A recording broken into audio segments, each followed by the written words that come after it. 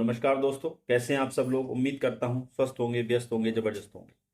तो साथियों, आज बात करेंगे टेट मैटर को लेकर के। 1 सितंबर 2025 को माननीय सर्वोच्च न्यायालय का इन सर्विस टीचर्स के लिए जो निर्णय आया हुआ है उसको लेकर के कुछ अपडेट्स हैं। उन अपडेटों को लेकर के इस वीडियो के माध्यम से चर्चा होगी।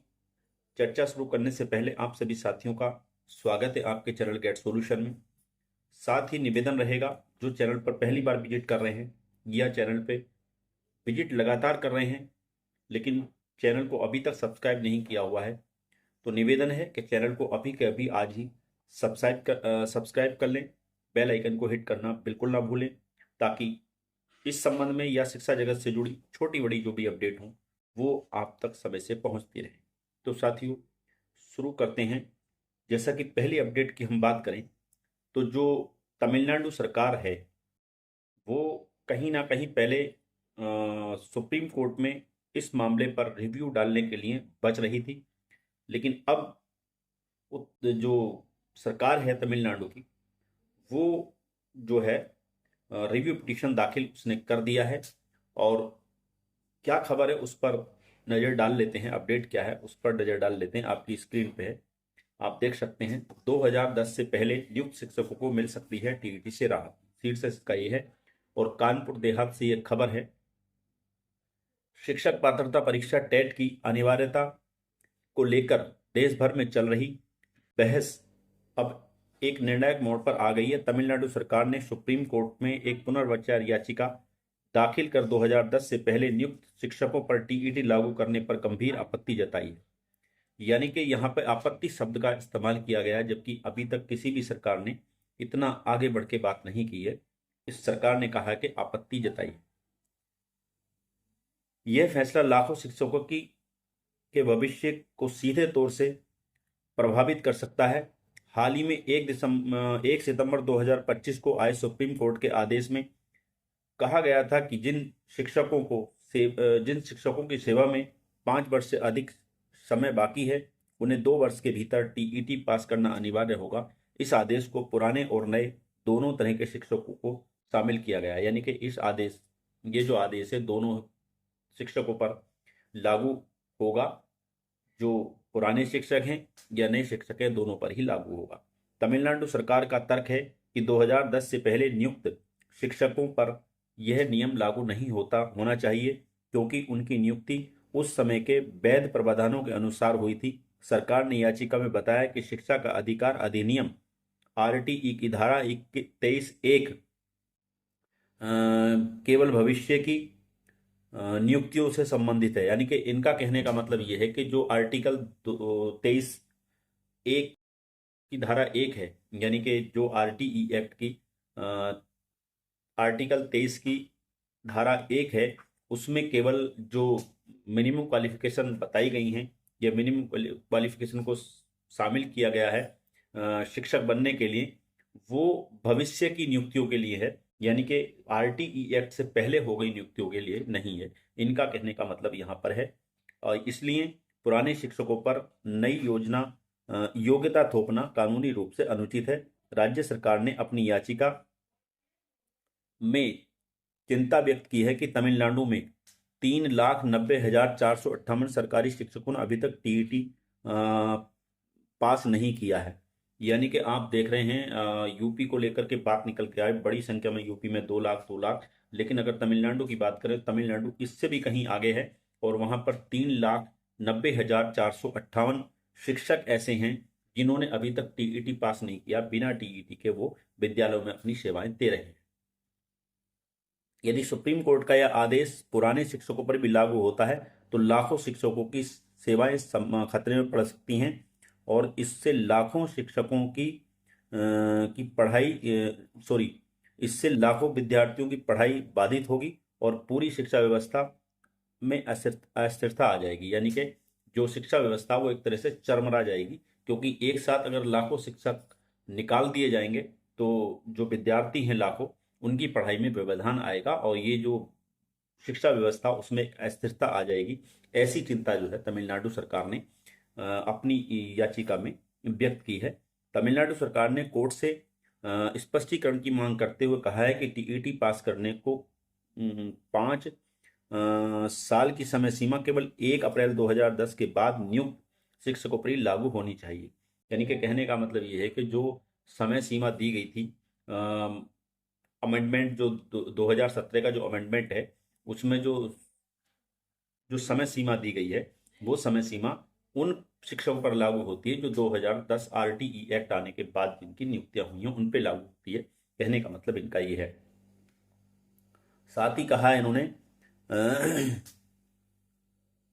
सरकार ने सुझाव दिए हैं कि पुराने शिक्षकों के लिए in service training, diploma course या ब्रिज प्रोग्राम जैसी वैकल्पिक व्यवस्थाएं लागू की जा सकती हैं, जिससे उनकी नौकरी सुरक्षित रहे और शिक्षा की गुणवत्ता भी बेहतर हो सके। यानी इन्होंने सुप्रीम कोर्ट में ये सुझाव रखा है कि जो पुराने शिक्षक हैं, 2010 से पहले नियुक्त शिक्षक हैं, उनके लिए जो है जो विभागीय ट्रेनिंग शुरू कराई जा सकती हैं, इन सर्विस रहते हुए ट्रेनिंग हो सकती हैं, डिप्लोमा कोर्सेज, ब्रिज कोर्स जैसी कोई चीज करके इनकी जो है नौकरी को सुचारू रखा जा सकता है और शिक्षा की गुणवत्ता भी इससे बेहतर हो जाएगी और इनकी नौकरी भी बची रहेगी। ये बात सरकार ने, वो तमिलनाडु सरकार ने कहा है।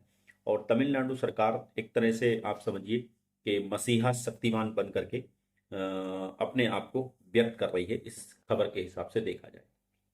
साथ ही एक चीज और चल रही है, इसमें ये चल रहा है कि जो आपका 311 आर्टिकल 311 है हमारे संविधान में, उसकी चर्चा भी इस मामले में काफी हो रही है।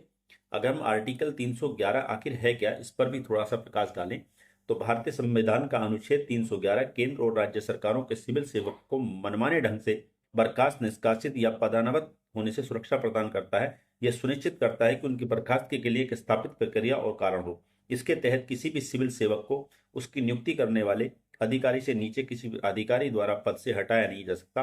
साथ ही किसी भी कर्मचारी को पदच्युत यानी बर्खास्त करने से पहले जांच, दोषारोपण और उचित सुनवाई का अवसर देना अनिवार्य है। हालांकि राष्ट्रीय सुरक्षा के आधार पर कुछ अपवाद भी हैं। यानी कि 311, ये माना जा रहा है कि जो आर्टिकल 311 है वो कहीं ना कहीं शिक्षकों की नौकरी को बचा लेगा। उसमें प्रावधान क्या है, अगर हम बात करें तो आर्टिकल 311 की जो एक है, यह प्रावधान करता है कि किसी भी सिविल सेवक को, चाहे वह संघ की सिविल सेवा का हो या अखिल भारतीय सेवा का हो या किसी राज्य की सिविल सेवा का हो, उसकी नियुक्ति करने वाले अधिकारी से नीचे के किसी अधिकारी द्वारा बर्खास्त या निष्कासित नहीं किया जाएगा।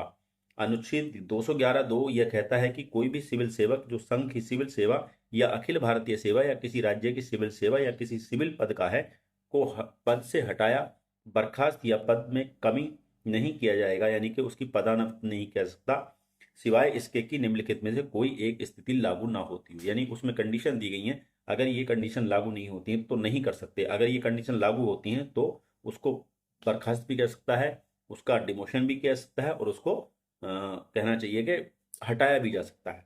वो क्या क्या स्थितियां हैं, आरोपी की दोष सिद्धि, यदि किसी व्यक्ति को उसके आचरण के आधार पर किसी आपराधिक अपराध में दोषी ठहराया जाता है तो उसे बिना जांच से हटाया जा सकता है। राष्ट्रीय सुरक्षा के कारण जांच अव्यवहारिक हो, यदि कोई सक्षम अधिकारी संतुष्ट हो जाए कि किसी विशेष कारण से जांच करना व्यवहारिक रूप से संभव नहीं है तो बिना जांच के बर्खास्तगी की जा सकती है।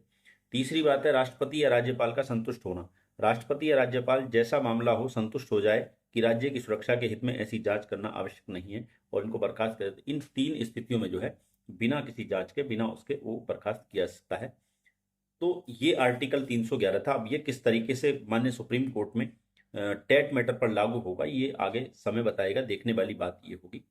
साथ ही जो है कहा यह भी जा रहा है, जैसा कि आपत्ति जताई है तमिलनाडु सरकार ने, और जो अमेंडमेंट 2017 है केंद्र सरकार का, उसमें उन्होंने ये कहा है उसको लेकर के कि जो उसमें जो धारा 23(1) है, उसमें जो मिनिमम क्वालिफिकेशन शामिल हैं शिक्षकों की नियुक्ति को लेकर के, वो जो हैं उन शिक्षकों के लिए हैं जिनकी नियुक्ति 2010 यानी आरटीई एक्ट आने के बाद हुई हैं या ये भविष्य के लिए वो है पिछली पिछली नियुक्तियों के लिए या पिछली सेवा देने वाले शिक्षकों पर लागू नहीं होती। यानी एक तरीके से आप ये मान के चलो कि जो 2017 का जो अमेंडमेंट है उसको जो है चैलेंज किया गया है कोर्ट में। अब सवाल ये बनता है कि क्या वो जो चैलेंजेस किया गया अमेंडमेंट को, 2017 का जो अमेंडमेंट है वो कहाँ तक उसमें आप समझिए कि किस तरीके से चैलेंज उसको किया जा रहा है, ये अपने आप में देखने वाली बात होगी। और क्या उसकी प्रक्रिया ठीक नहीं है, जो 2017 का जो अमेंडमेंट है, क्या उसकी प्रक्रिया ठीक नहीं है, या वो किस तरीके से बाकायदे संसद में वो पारित हुआ है, और संसद से पारित होने का जो अमेंडमेंट आया है, तो क्या वो आसान होगा कोर्ट में ये सिद्ध कर पाना कि ये जो अमेंडमेंट है 2017 का, माननीय सॉरी केंद्र सरकार का, क्या वो वास्तव में उसमें खामियां हैं, उसमें गलतियां हैं। तो ये अब कोर्ट तय करेगा इस मामले में कि जो 2017 का केंद्र सरकार का अमेंडमेंट है वो सही है, या उसमें कहीं खामियां हैं, या जो तमिलनाडु सरकार या दूसरी सरकारें कह रही हैं कि जो धारा 23(1) में जो वर्णित योग्यताएं हैं, मिनिमम क्वालिफिकेशन है, वो केवल 2010 से बाद वाली नियुक्तियों पर लागू होंगी। ये बात सही है या गलत, ये अब कोर्ट तय करेगा इस मामले को। अभी तक इस मामले में आठ आठ जो है रिव्यू पिटीशन दाखिल हो चुके हैं, लेकिन अगर हम बात करें कि सुनवाई की, तो अभी सुनवाई का कहीं से कहीं तक अभी कोई अता पता नहीं है, कोई अभी डेट इसमें नहीं दी गई है माननीय सुप्रीम कोर्ट की तरफ से। अभी ये सब ऐसे ही अभी कहना चाहिए कि अगर उत्तर प्रदेश की याचिका की बात करें तो वो अभी डिफेक्ट लिस्ट में पड़ी हुई है। अगर हम और भी की बात करें, एक दो याचिकाओं को जिसको मैं देख पाया हूँ, तो वो भी अभी डिफेक्ट लिस्ट में हैं, उनके डिफेक्ट भी दूर नहीं हुए हैं। और जैसे ही डिफेक्ट दूर होंगे तो मुझे लगता है सारे जो रिव्यू पिटीशन है एक साथ टैग हो जाएंगे, और टैग होने के बाद इनमें जो अभी देखिए, रिव्यू पिटीशन में आप जानते ही हैं कि जो है ओपन कोर्ट में सुनवाई नहीं होती है, वो चैम्बर में ही मामला सुना जाता है। और चैम्बर में जो जस्टिस हैं जिन्होंने वो निर्णय दिया होता है, वही बेंच उसको देखती है, और वो बेंच ये डिसाइड करती है उसमें जो आपने रिव्यू पिटीशन में जो आधार दिए होते हैं, जो यानी जो भी आपने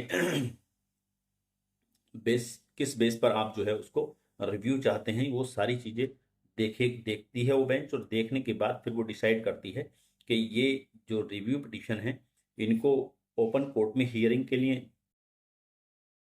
अलाउ करना है या नहीं करना है, या यहीं से इनको वापस कर देना है, यानी कि खारिज कर देना है। ये तभी हो पाएगा जब माननीय सुप्रीम कोर्ट इसके लिए कोई जो है डेट अनाउंस करे, यानी कोई डेट दे, और डेट के बाद वो उस पर जो है अपने चैम्बर में बैठ करके उस पर जो भी निर्णय हो वो आने वाला समय तय करेगा।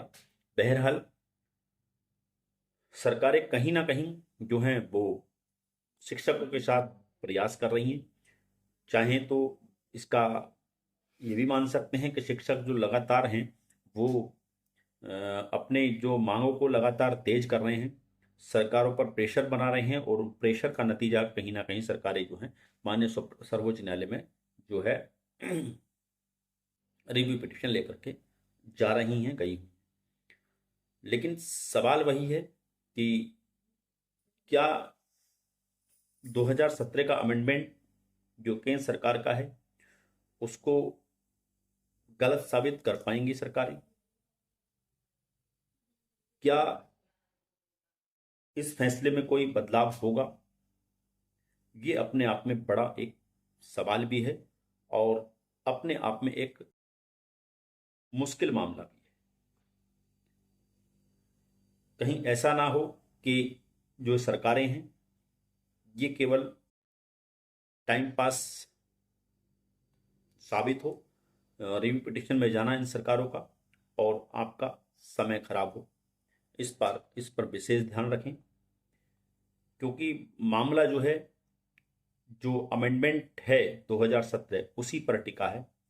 अगर अमेंडमेंट 2017 में कोई फेरबदल होता है, चाहे वो सरकार की तरफ से हो, केंद्र सरकार की तरफ से हो, या सुप्रीम कोर्ट ये मान ले कि 2017 का जो अमेंडमेंट है उसमें जो कहा गया है 5 साल की जो समय अवधि दी गई थी मिनिमम योग्यताओं को पूरा करने के लिए, जो धारा 23(1) में वर्णित हैं, वो 2010 के बाद वाले टीचरों पर लागू होती हैं, उससे पहले वाले नियुक्त शिक्षकों पर लागू नहीं होती। तब इस निर्णय से जो 2010 से पहले शिक्षक हैं उनका कुछ भला हो सकता है। अन्यथा की स्थिति में जो निर्णय है वो बरकरार रहेगा और कोई भी राहत मिलने की उम्मीद नहीं कर सकते। बहरहाल अब इसमें आगे जब भी कोई इम्प्रूवमेंट होगा इस मामले में, कोई नई अपडेट आएगी। हाँ, एक चीज़ और है, जो शिक्षक हैं देश भर के, वो दिवाली के बाद दिल्ली में एक बड़े आंदोलन की तैयारी में हैं और खबरें इस तरह की निकल के आ रही हैं कि जो दिवाली के बाद एक बड़ा आंदोलन दिल्ली में होने जा रहा है और दिल्ली को जाम करने की एक योजना बनाई जा रही है शिक्षकों के द्वारा। हालांकि ये कदम अपने आप में ठीक है, क्योंकि अगर दिल्ली को आप जाम करते हैं तो दिल्ली में केंद्र सरकार पर प्रेशर जाएगा और दिल्ली में केंद्र सरकार पर प्रेशर जाएगा तो वो अपने 2017 वाले अमेंडमेंट में के बारे में सोच सकती है और उसमें हो सकता है आपकी इन परेशानियों को देखते हुए और जो वर्तमान की जो स्थिति है शिक्षा व्यवस्था को लेकर, जो इतने शिक्षकों के निकलने से लेकर और जो विद्यार्थियों के जो अध्यापन पर जो फर्क पड़ने वाला, उसको कहीं ना कहीं लेकर के केंद्र सरकार जो है अपने 2017 के अमेंडमेंट में कोई और अमेंडमेंट कर दे तो बहुत बढ़िया रहेगा। बहरहाल ये अपडेट थी इस मैटर पर, टेट मैटर पर। आगे जो भी नई इम्प्रूवमेंट या नई अपडेट होंगी वो लेकर के फिर आपके बीच उपस्थित रहेंगे। तब तक के लिए साथियों नमस्कार, धन्यवाद। आपका दिन बहुत बहुत शुभ।